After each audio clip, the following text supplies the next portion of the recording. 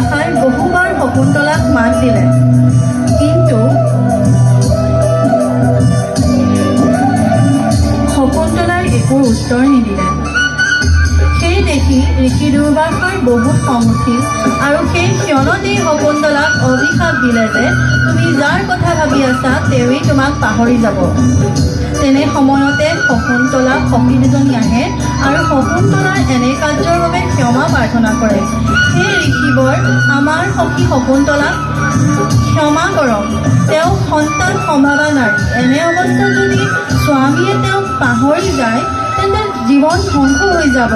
হে ঋষিবৰ, ক্ষমা ক্ষমা ক্ষমা। শেষত ঋষি দুৰ্বাসাই ক্ষমা কৰি ক'লে যে মই খঙত দিয়া এই অভিশাপ ঘূৰাই ল'ব নোৱাৰোঁ, কিন্তু ৰজাৰ এটি চিহ্ন যদি শকুন্তলাই ৰজাক দেখাই দিব পাৰে তেন্তে সকলো স্মৰণ হ'ব। সেই বুলি কৈ ঋষি দুৰ্বাসাক গমন কৰে।